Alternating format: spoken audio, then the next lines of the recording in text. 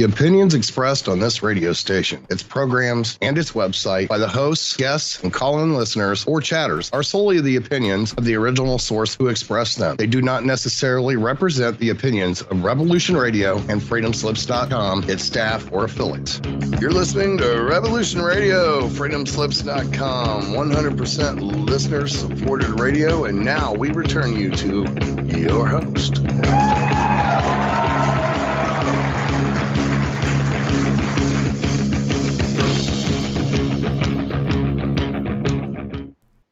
Hello and welcome back to David Mackey's Shining It Out.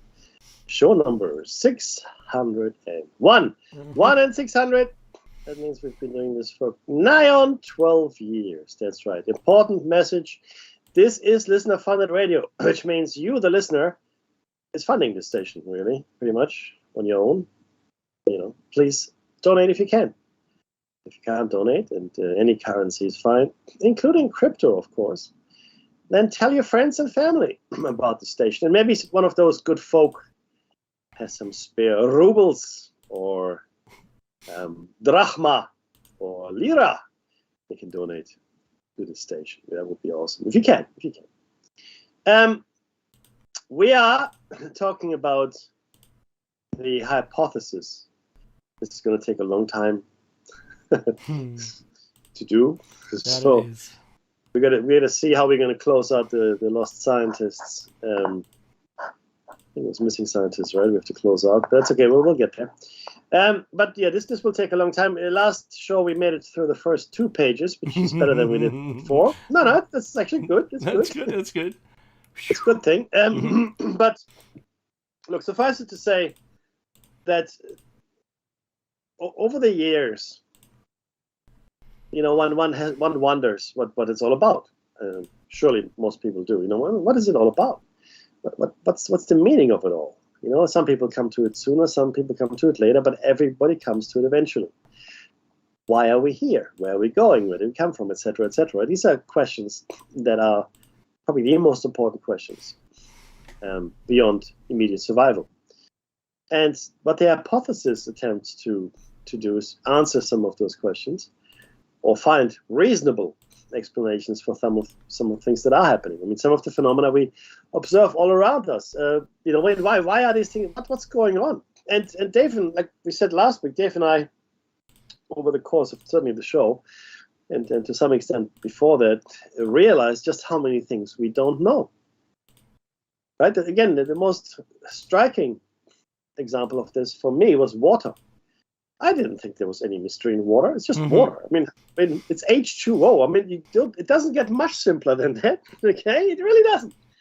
Okay, hydrogen, oxygen in a certain quantity, bonded together, and you get liquid water, which is, good for you.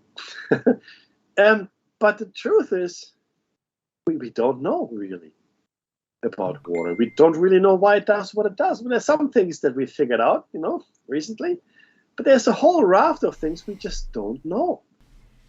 And we came across this almost on a weekly basis. There are certain things that people think are just, they just are. They are, and we know all about it, and we don't have to worry about it anymore, right? Because we've given it a name. The truth is this, though. So science, and life in general, but certainly science, exists on a whole set of assumptions. Smart assumptions, don't get me wrong, but assumptions nonetheless. And without those assumptions, our models don't work, right? They don't. None of the models works without the assumptions. And then you start scratching the surface, and you go, things start to feel uncomfortable, really uncomfortable, because the answers aren't there. Nobody has any answers that are meaningful. Religion at least never pretended to have rational answers, because you have to have magical thinking if you believe in any god or gods. Yeah, that's right. It's magical thinking, right? Yeah. That's what it is then. Yeah. Okay. Just believe I have no. That's the answer. Again, I have no problem with that. I understand. It's honest. At least it's honest. Yeah. Or why is it like this? It's ineffable. What does the word mean? Well, ineffable is an interesting word. Ineffable means it is unexplainable and unknowable. So, so God's nature, or not just one God, but all the gods, the nature of God and the gods and whatnot is ineffability. They're ineffable. They're unknowable. Okay. It and is they're just unexplainable. the way it is. There's no proving it. There's no changing it. Yeah. And you know what? Because it is faith, again, I get it. Okay. If that's what you want to do with your life, I have no issue whatsoever. As long as you understand that's what it is, right? Yeah. I got no issue. Now, but scientists, they can't do that, right? Oh, no, we can't do that. We know stuff. We don't believe things. We know things. Really. What are assumptions? All of them? Yeah. They're things that you believe to be true. That's what assumptions are.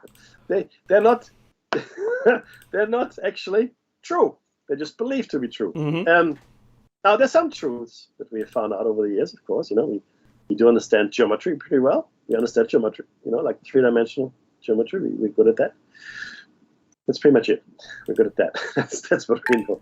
Good on us. And other things, we don't. But look, we have to go down the rabbit hole with the hypothesis here. Okay. And before we start, please be aware that all of this is in fact a hypothesis. Okay. Now it's edging ever closer into something else. Okay. And again, this is not just made up of hard facts. Some is conjecture, and there are also leaps of faith and leaps of insight that we will talk about in the later part of the show. There's certain deductive leaps that we have made. Where you go, oh my God! It's like the road to Damascus moment. Bang! Okay, eureka! But here it is anyway. It's our drawing of the bow, and enjoy the ride. Now, we need to set down a couple of rules, and we give them to you one each as we go along. First things first. Now remember, this was written 12 years ago. It was. In ancient times. In the times! Yeah, for some people, they are ancient times. Now, how many points? There are 11 points. We just need to... These are really the foundation of the hypothesis. Number one, there exists a power construct, a box, if you will, in which we all live. We are all indoctrinated early on to live within that box. This box is not of our choosing, yet most of us spend living their lives in that box, and most never know it. Yeah, the box is set up to be self-perpetuating. Agencies within the box have become privy of its existence and exploit the nature of the box for their own purposes. There is no physical escape from the box, just in case you were thinking of it. There is no out as perceived within our four-dimensional existence. Reincarnation ensures that we always return to the box, most without any knowledge of our former lives. Everything within the box, which we deem good and right, as it enables us to live in the box, is in fact the exact opposite. This knowledge is the most dangerous knowledge, and in the past, most who purported to know it, or were suspected of knowing, were persecuted and killed. We'll get to that. It was knowledge handed from master to disciple and never really written down. Yeah, the knowledge at this point in time is slowly seeping into the general population, ever so slowly. We seem to be approaching critical mass, a rapture-like event, potentially, which would free us from the box. The best way to stop this awareness cascade is mass destruction and mass death as it happened in the past. And the final rule, and then we'll get to talk about 8, 9, and 10 just for a second. One must acknowledge the box before one can think of planning an escape. Now, remember, this was written 12 years ago. Mm-hmm. And we spoke about this at length, the pandemic in 2019, 2020. An algorithm that we devised pinpointed 2020 as the year in which the awareness cascade, the rapture, I don't care what you call it, was most likely to occur. Little did we know that the Aborigines were in fact going to Uluru to bring about for their just ascension such a thing. ceremony. 100%. No idea. We had no idea until after the fact.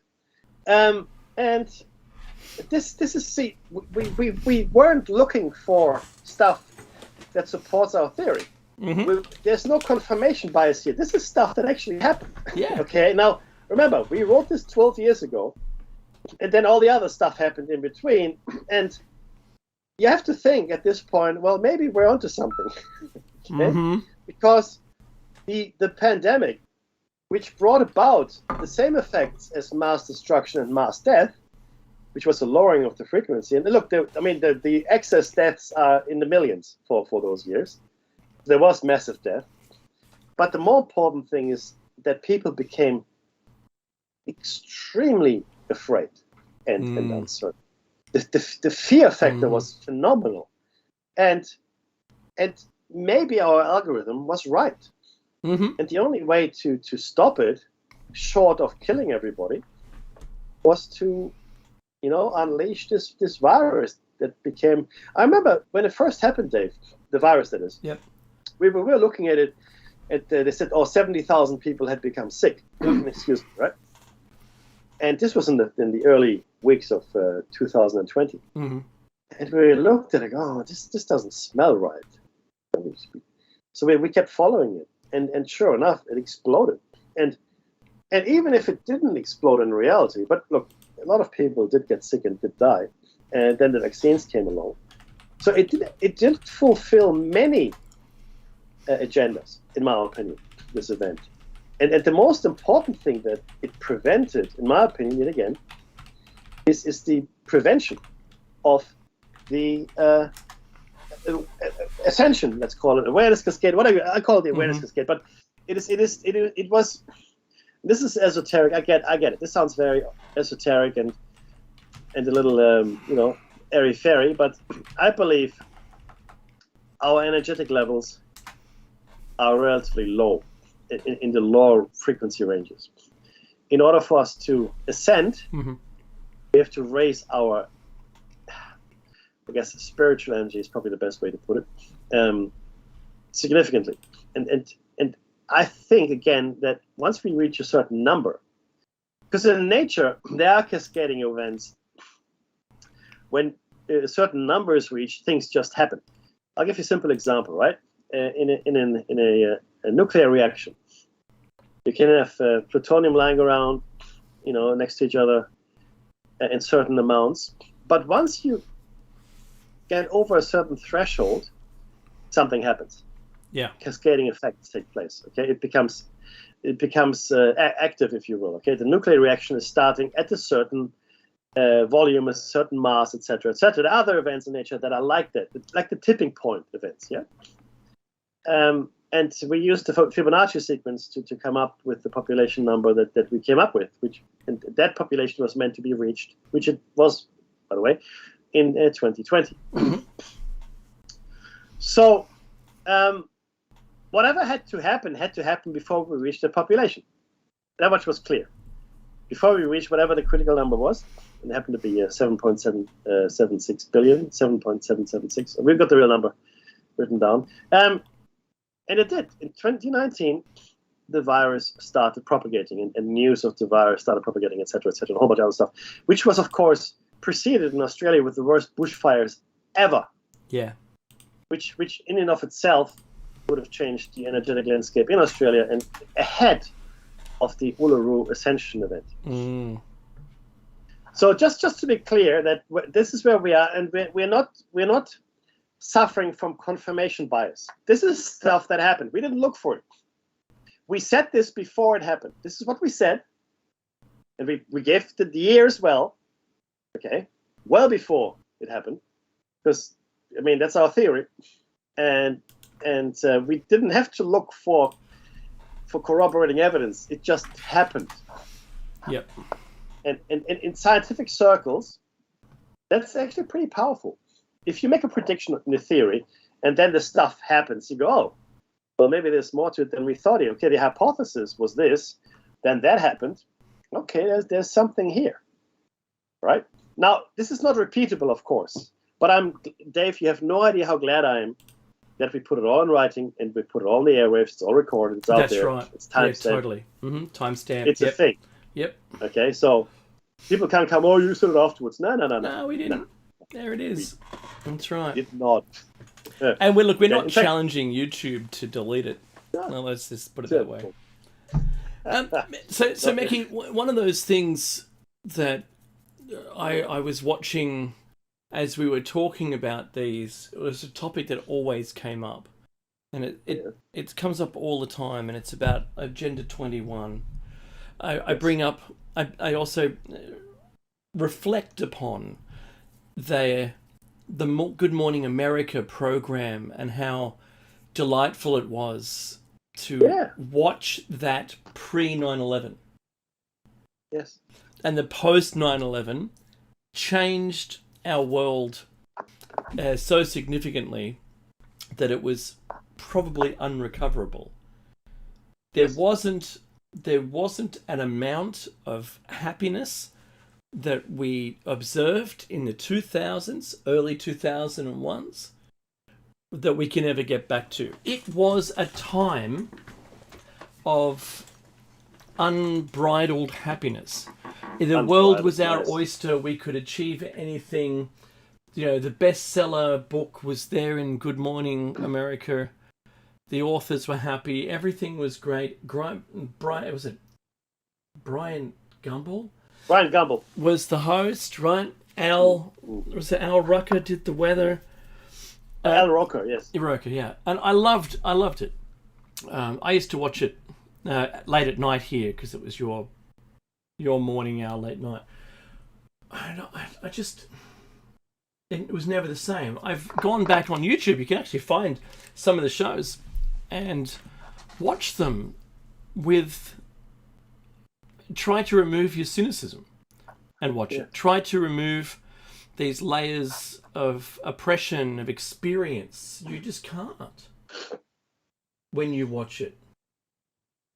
And my kids, do you remember? You might have seen this. And I think it's important to bring this up. So my kids have seen the use of an aerobics championship clips that you might laugh at today, where everyone's happy, they're all dancing, these aerobics instructors are performing it, live on television at some championship, and my kids are laughing at it. They're going, "Oh, look at those people doing that, right? That's really funny." Well, no, that was truly a serious thing. These were the best of the best doing their thing, and look, they don't even look like they've broken a sweat doing this, wearing full lycra. Right. I remember that. You've seen it comes back now, right? Oh, it's gold. It's gold for us to watch it now, but you've got to know that when, at the time, I knew people like that. So, just saying, right now, I think we've gone through the mincer. What's left of all of that? I'm not depressed. Yeah, not depressed. I look positively at things, and I see life for what it is. And this isn't Dave's depression spar, all right? It's not. It isn't it. It really isn't. Are you okay? That was the other day. The Are You Okay Day. But it's globally. Anyway, but my point with this is, only in hindsight can you see what that world was and how we've been broken. Yes, agreed. 100%. It was like when I met I'll give you an example. When I met my wife many years ago now, and I saw her circle of friends where she lived. It was a unique situation where, quite sheltered, let's say, yeah? And it felt like I was coming to Pleasantville. You know the movie Pleasantville, where everybody's just happy and it seems that they're all medicated all the time, except they're not. And I'm talking about my wife's friends and family. Very nice. It's a very nice, pleasant, just sheltered away from all the wrongs in the world. It was just a nice, and they called themselves the Super Friends, believe it or not. Which I think is so cute, right? It's such an endearing term. But I go, wow, how about them apples? And this feels a bit like that, where we were living in a somewhat charmed world, Dave. Now the world the world was never perfect, ever. No. But there were islands of hope and merriment, and I think hope is probably the most important thing. People looked at places like America, and in their heart there was hope. Yeah, look, again, no perfection anywhere, but there was reason to be hopeful, at least in some instances, and there was a certain projected. What's the best word? I think enchantment, a certain enchantment that went with the times. And yeah, you're right. I mean, you look at those old aerobics clips, you look at Brian Gump, you look at all of that stuff. Because I remember back in the 90s, going to America as well quite a little bit, and there was a certain feeling to it as well. And certainly in the 80s, my childhood in Germany, which in West Germany was heavily influenced by America, was quite, I want to say, even idyllic in places. Not perfect, but it was not a bad place to be alive, right? That's sort of gone by the wayside now, and all we have now is fear. Mm-hmm. Dave, we are just, I mean, constantly. I mean, the thing is, I go out the door, and I have all these. I'm not really a fearful person, but I'm a cautious person, I guess, and I'm thinking, okay, so I'm this is going to sound terrible, but I'm ready for anything most of the time. Yeah. And that's just a mindset that's not something that should happen. We should just live and enjoy the moment, right? And that's really, it's really disturbing, to be honest. If you think about how your childhood was, and then how it is then, and my kids are aware of many more things than I ever was, right? Yeah. At their age. Now that's due to, I guess, the pervasiveness of media everywhere. Their access to devices, even though we don't give them devices per se, but their friends have devices. And of course, if you go to school or wherever you go, everybody talks, and then you are swamped with information. Even if your child doesn't have access to it firsthand, they will get it second or third hand. It's inevitable. Once they're out there, once going to school, the level of your control is diminished significantly. But that's life. But you try to preserve as much of the childhood as possible. But yes, it is a funny thing, Dave, and it certainly was 9/11, as you so rightly pointed out, where there was a noted shift in the persona of the United States, in the character, in even globally. It started a theme of mistrust. Yeah, it was quite something. And then the very nature of the event itself, and it wasn't just crazy conspiracy theorists who doubted the official story, because you have to look at the official story, take a step back, and really take it all in. Understand all the things that had to go wrong on that day for things to unfold the way they did. And then look at everybody who benefited. Look at all the things that came out of it. Look at all the things that didn't happen on that day. Look at all the people that did pass away that day. And then what happened afterwards. And if they had pursued the perpetrators, and again, they were mostly Saudis on the plane, or at least that's what they tell us. That's right. The story, right? No, we go and invade Afghanistan. Okay, all right. You could make the argument that they were part of an organization that has bases in Afghanistan. They have training camps there. Okay. But then we go after Iraq, which had nothing to do with anything. That's right. Okay, so all of a sudden the whole story becomes a lot harder to swallow, right? The coalition of the willing and all that. And in fact, we now know that we invaded Iraq based on lies. That's right. We noticed it. That's a fact. It's not a conspiracy. It's a fact. Back when people talked about it, it was the crazy conspiracy theorist. Of course, we have to prove. Here's the proof. Now we know now. No. An No. You were Prime lying. Minister was not persecuted, but what was it?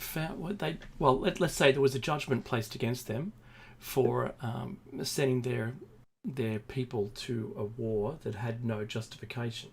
Yes. Now, it didn't happen in Australia. We didn't pursue that to that extent here, but we all knew that, off the back of that was going to come more stories, which never eventuated. Correct. They evaporated was what it really happened in one of the ATIDs. They didn't eventuate. They evaporated. That's right. You know what I find? Like before Afghanistan, before Iraq, all the things with the weapons of mass destruction. I remember vividly. I remember this, and it's almost imprinted on my mind when it was Donald Rumsfeld, when they were having these diagrams up on the screen, right, and explaining to everybody how there's these underground bunkers like Blofeld would have, the James Bond villain, these massive, underground cave systems full of tanks and missiles and planes. It's like an army of evil. That's right, James Bond villain. Yeah, just like that. And of course, none of that is true. If you watch the first Iron Man movie, I think the caves that are portrayed in that movie are much more closely related to reality than what Mr. Rumsfeld presented to the world. But I remember this because I go, wow, they've got awesome infrastructure. That's just incredible. And then, again, it was Rumsfeld, I think, who said, because he was asked the question, right, why are we taking Iraq? And the thing is, he said, there aren't any good targets in Afghanistan, which is true. You can bomb Afghanistan all day long. It makes no difference, right? Because it's such unforgiving terrain. And people don't realize this, but Afghanistan is mountains. It's harsh mountain country.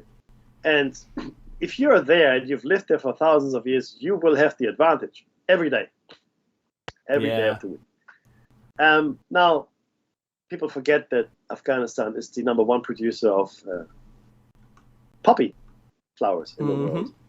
It also is critical in the, transportation of natural gas and oil from Central Asia to get to the Persian Gulf and other places. So pipelines are necessary that go through it, or they have to go through Afghanistan. That those negotiations fell through just prior to the invasion. So there's a raft of things here, Dave, that point to the official story being a crazy conspiracy rather than otherwise. Yeah, look, when you look at a story and it's just full of holes, even an official story, which I would imagine, if true, would have facts to back up everything. And the more holes and the less conversation, the more conversation fills those holes, and the brains of the internet start working it out. That's great. And that's the truth. And that's what happens. That's why if you're in business at all and there's some negative press, you need to own the conversation immediately. Yes, 100%. How do we spin this our way? That's right. What do we do? There's a really good movie actually called Wag the Dog. Yes. Watch it. Do yourself a favor and have a look. But watch Don't Look Up first. just anyway, you have to see it. Now, Don't Look Up is a that, tremendous example of that, of the spin. It is. Yeah. Incredible. It didn't test well.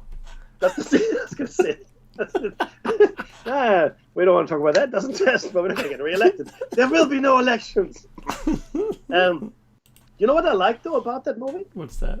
I like the way, this is right in the beginning, when the scientists who made the discovery are actually going to the White House. Do you remember the scenes? Yeah. And then some of them are physically sick because they're realizing what they're just about to present to the president. Yeah. And so, I'm thinking to myself, okay, so how would if I'm a scientist, I just found out there's this thing happening, it's going to end the world, but it's a thing, it's no longer a thought bubble, it's no longer, a hypothetical, this is now happening. How would you react? And I think that the way the reaction was portrayed, where they actually became physically sick, etc., I think that was masterfully done, because I think that's a very natural reaction. This is just the first few minutes of the movie. I'm not giving anything away. Just go watch it. There's no spoiler for once. No spoiler. But look, let's see if we can get through some of the text. Unless no, because there's a lot of it. Oh, we read a page. We should start. You're right. Let's start though with one of the fundamental questions of our existence. Because the thing is this, right? With the hypothesis, you can attack it from many different angles. You can come at it from ancient history. You can come at it from modern history as well. You can come at it from reincarnation, from religion. There's many ways that you can attack this. But I think what we decided, what made sense, was really to get to the bottom immediately and talk about what nobody talks about or wants to talk about, which is, why do we die? Right? And you think that we have a good answer for that, right? Like water. Except when you start peeling away the layers, that answer Not really. That's right. Not really. So why don't you take us through some I'm going to actually appreciate this, so thank you. Theories on aging. No single theory on how and why people age is able to account for all aspects of aging, but most take one of two approaches. One, that humans are genetically programmed to age and die, and two, that natural wear and tear causes aging and eventual death. Arguments in favour of genetic programming cite hormonal control and or limited cell division, reproduction, as the mechanisms involved in the aging process.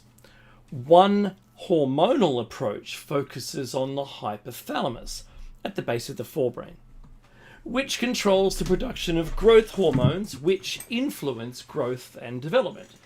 In the pituitary gland, that is. It is thought that, possibly due to the action of a hormonal clock, the hypothalamus either slows down normal hormone function or that it becomes more error-prone with time, leading to physiological aging. Repeated experiments have shown that human cells grown in tissue culture in the laboratory will divide only about 50 times before they die. Exemptions are cancer cells, which have an unlimited growth, and brain and muscle cells which do not divide after birth. This suggests a genetic clock that limits how many times cells can divide. It is thought that as cell divisions decrease, as it does in older people, the functioning of the body also begins to slow down, resulting in aging and eventual death.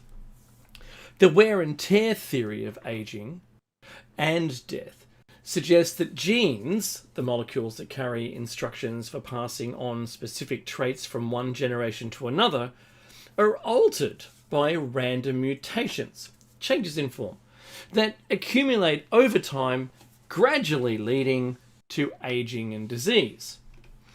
Environmental agents such as X-rays, ultraviolet radiation, and chemical toxins, to name a few, mind you, anything greater in smaller in wavelength than visible light are included in that ultraviolet and X-rays, or gamma rays, and just keeps going.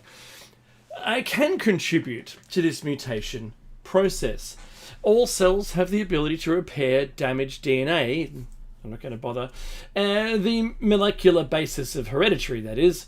But when these repair mechanisms fail, mutations can accumulate. This failure is also thought to be a factor in the development of cancer. And now I know we've got a lot to talk about, and I'm not going to add anything to that at this point. Yeah, there's two things I want to point out, which is why this is here. So this is coming from the scientific world. In fact, this is from scienceclarified.com, right? One, it talks about genetic programming to age and die. Okay, number one. Number two, yes, it also talks about the environmental, influences on our body. And this is really critical. And it's really this turn of phrase, programmed to die. Programmed to age and die. That's okay. Let's just sink. Let's let it sink it in. Programmed to age and die. Now, this is the mystery. Bear with me. And I'm going to quote here from the good book. From every tree in the garden did he grant them to eat, save but one. And that tree in the center of the garden was called the tree of life. And the snake said to Eve, eat of this fruit and you will become as God and never die. Eat of this fruit and you will become as God and never die. Genesis 3:1. In 1786, average life expectancy was just 24 years. 100 years later, in 1886, it doubled to 48 years. Right now, in fact, this was, again, 12 years ago, so it's actually gone a bit higher, but 12 years ago, a newborn can expect to live to an average of 76 years. Now it's in the 80s, actually. Mm-hmm. With recent discoveries in biology, many scientists predict that life expectancy will continue to triple digits. In fact, if they're correct, humans shouldn't have to die at all in the future. And I'm quoting here Dr. Ronald Klutz of the American Academy of Anti-Aging. And he says, over half the baby boomers here in America are going to see their 100th birthday and beyond in excellent health. We're looking at lifespans for the baby boomers and the generation after the baby boomers of 120 to 150 years of age. He goes on to say, anti-aging medicine is not about stretching out the last years of life. It's about stretching out the middle years of life and actually compressing those last few years of life so that diseases of aging happen very, very late in the life cycle, just before death, or don't happen at all. The cause of what we call aging is now being understood. Immortality has silently been revealing itself to scientists like Dr. John Langmore of the University of Michigan's Department of Biology. Dr. Langmore and his group looked inside human cells, at the very essence of human life, the DNA molecule.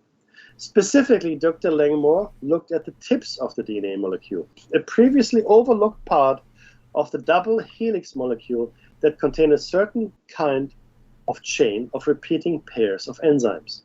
Called telomeres, these molecular chains have often been compared to the blank leaders on film and recording tape.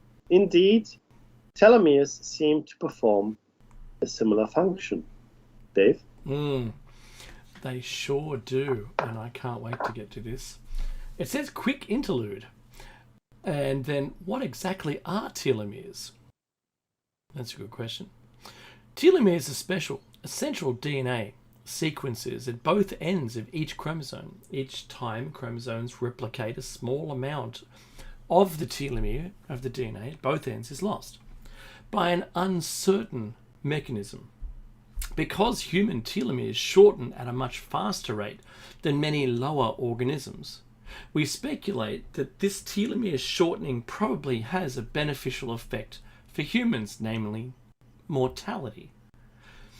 It's a benefit of the telomere hypothesis of aging postulates that as the telomeres naturally shorten during the lifetime of an individual, a signal or set of signals is given to the cells to cause the cells to cease growing. Senescence. At birth, human telomeres are about 10,000 base pairs long. By 100 years of age, this has been reduced to about 5,000 base pairs.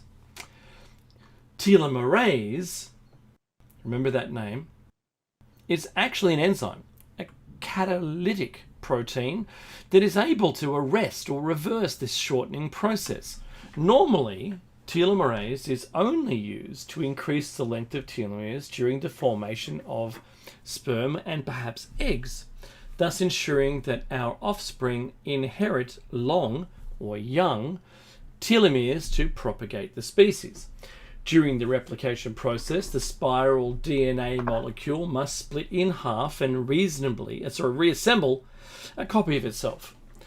Protecting the vital DNA molecule from being copied out of sync, telomeres provide a kind of buffer zone where misalignments, which are inevitable, will not result in any of the important DNA code being lost. Perhaps the best analogy is to compare the telomeres to the white margin surrounding an important typewritten document. In this analogy, the printed text is the vital DNA code, while the white space is the blank telomeres. Imagine that this paper is repeatedly slapped on a copy machine. That's probably inappropriate use of technology. A copy is made, and then the copy is used to make another copy. Each time the paper is subject to errors of alignment, and these errors accumulate. After enough copying, it is probable that the white space will diminish and some of the actual text will not be copied. That's what happens inside our cells and is the reason we get old and die. As any cell gets older, it is under attack by oxides and free radicals in the body and environment. We survive as living beings because our cells have the ability to duplicate and replicate themselves before being killed by these natural causes. Each time our cells divide, the DNA molecule makes a new copy of itself. But the procedure is very complex and not perfect. Usually a small portion of the DNA molecule is lost, misaligned, or not copied. Since errors are more frequent on the ends of the DNA molecule, this area, the telomere, does not contain any important DNA information and the effect is insignificant. Mechy. Telomeres. Programmed to die. Again, that word program. Now, this is from scientific texts, everybody. Programmed by whom? I don't want to go there now. Mm-hmm. Scientists observe that the length of telomere chains becomes shorter as we grow older. Eventually, the telomeres become so short that cell replication produces lethal errors or, in fact, missing pieces in the DNA sequence, ending the cell's ability to replace itself. This point, and this is an important term, this point, when the cell has lost vital DNA code and cannot reproduce, excuse me, is called the Hayflick limit. Hayflick limit. It's the measure of how many times a cell can copy itself before it dies. Some cells in our body have a very high Hayflick limit. Cells that line the inside of our mouth, for example, or intestines, are constantly being worn away and replaced. You might know if you bite yourself in your mouth, for example, when you're chewing, it heals very, very quickly, for instance. Indeed, these cells appear to have the ability to regrow telomeres even in aged bodies. Scientists were curious why some cells shut down telomere growth with age and some do not. Dr. Langmore used physical, biochemical, and genetic techniques to study the structure and function of telomeres.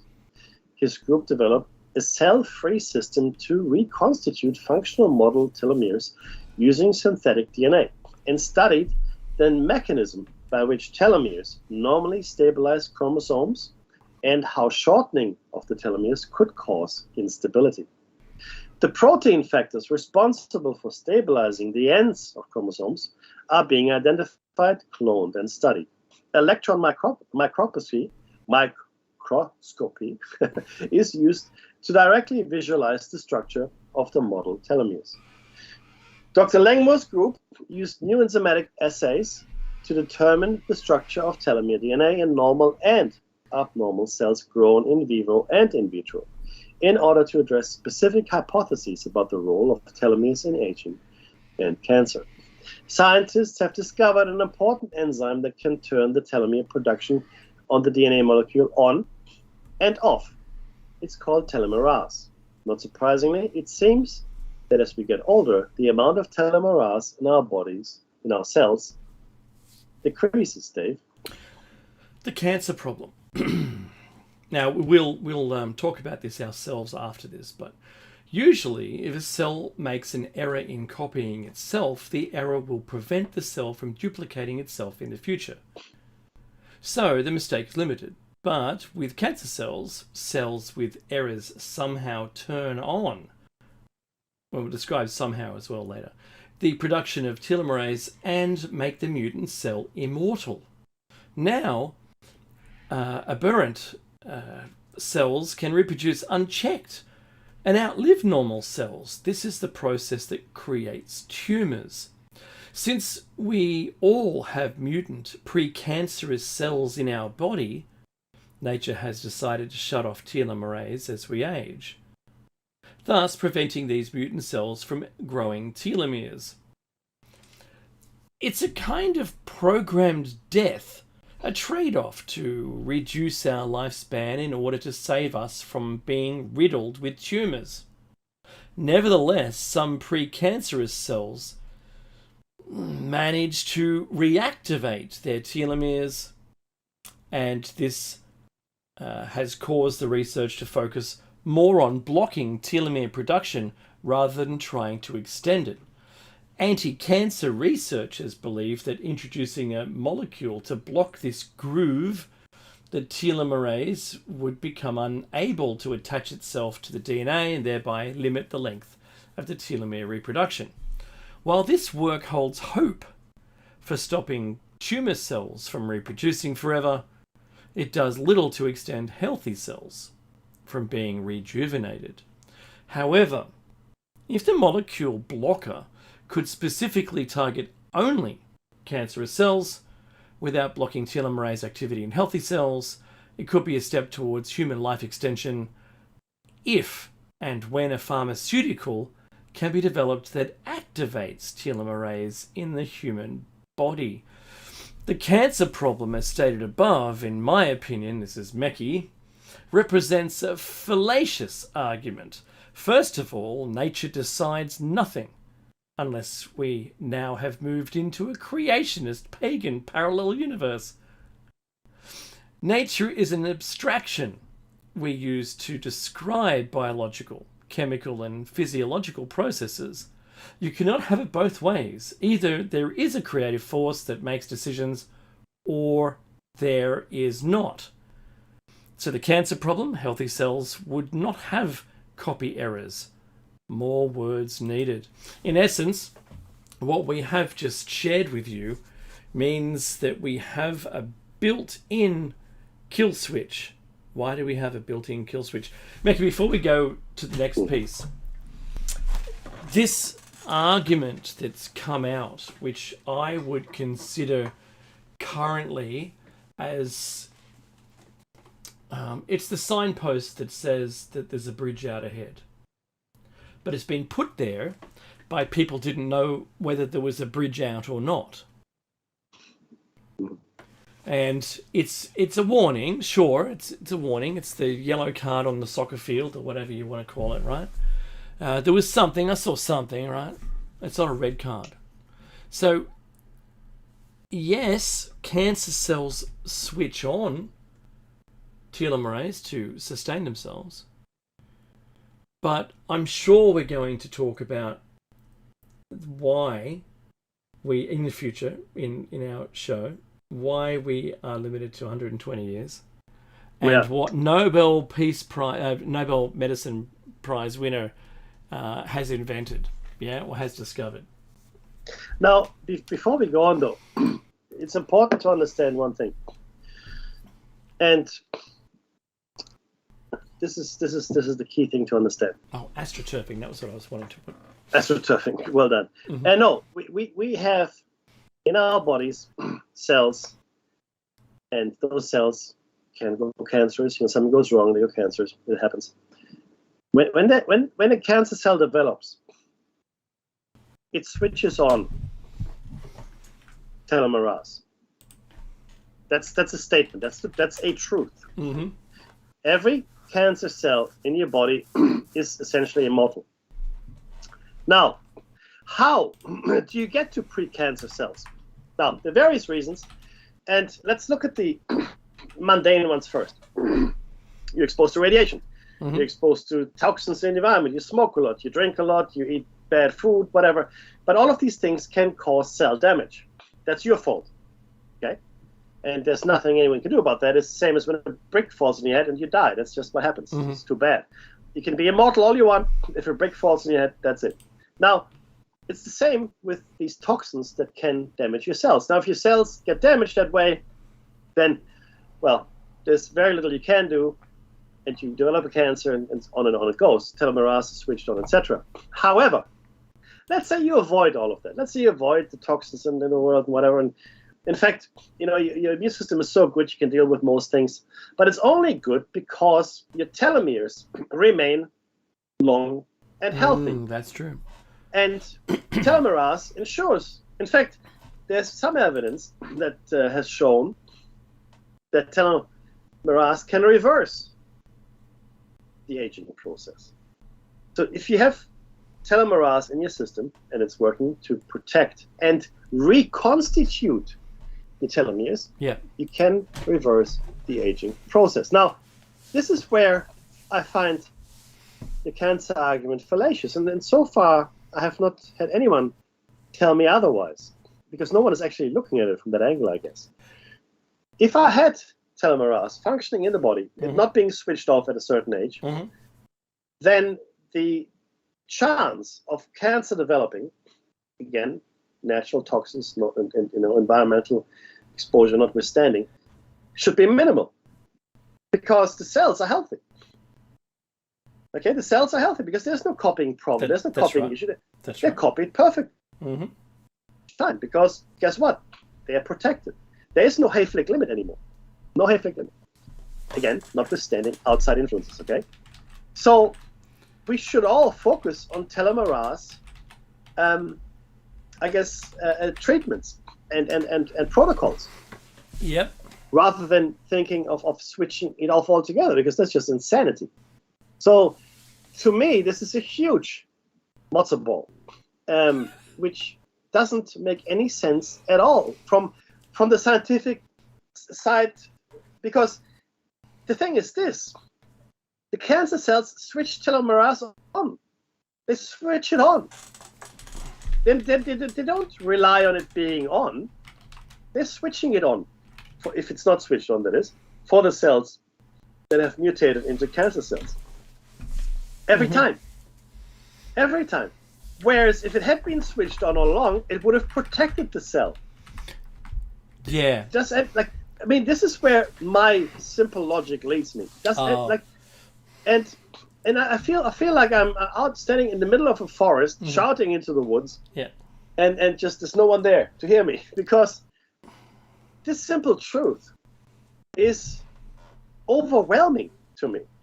Mackie, look, if you're standing in the forest and you're the only one there, it's only getting rendered for you. No one else is hearing it, to be honest. Right? Let's later up in the notes. But Mackie, the term astroturfing comes to mind here, because the absolute moment that telomerase research, which we'll be talking about next week, declared their discovery, the instant there was that the bad news was about, you couldn't possibly want to use that because you'll just get more cancer. All your cells will go cancerous. And it's astroturfing to prevent people from wanting to extend their life. That is what I saw. I saw the immediate astroturfing of this information getting around out there. So it doesn't matter what you look for, you'll come up with it being bad for you. Yeah. You'll make the determination personally. No one's going to tell you, but if you were an inquisitive person, it'll just look like it's a horror picture. Yes, it's insane, right? You're right. Astroturfing is because astroturfing leads you to, well, what it does, it covers over the natural ground, the truth, as it were. Yeah, and then you're looking at, but astroturf looks really nice, doesn't it? It's always green. And look, that's a known term, and advertising can do that. New product releases can do that. So a company might use Fiverr to pay 100 companies to do a review of something, and they've not seen it yet, but they're paid to do it, and they'll put their papers out there, and then when you release your product, you've got supporting information out there to sell it. Mm-hmm. And it's all independent. Well, it looks that way, but it wasn't. It's all intentional. If you could do that to counter a narrative, you can support a narrative or counter one, doing the same thing. And it's very difficult to get to the original piece. And that's, Mackie and I have discovered this over and over again in research. Yep. It's, I mean... There's the music. Wow. Jeez, that was quick. That's quick. Mackie, when you're doing good laps at the track, It felt effortless and slow, but you're fast. You didn't have to put too much effort in, and there it is. Look, coming up next is Jer Bear with his awesome show, After Hours. Do tune in for that. You can catch Mecky and I on another brand called Plato's Cave, Tuesday morning and Thursday morning at 7 a.m. Otherwise, catch us again next weekend for another Shine Inside Out with Dave and Mecky. And in the meantime, take care.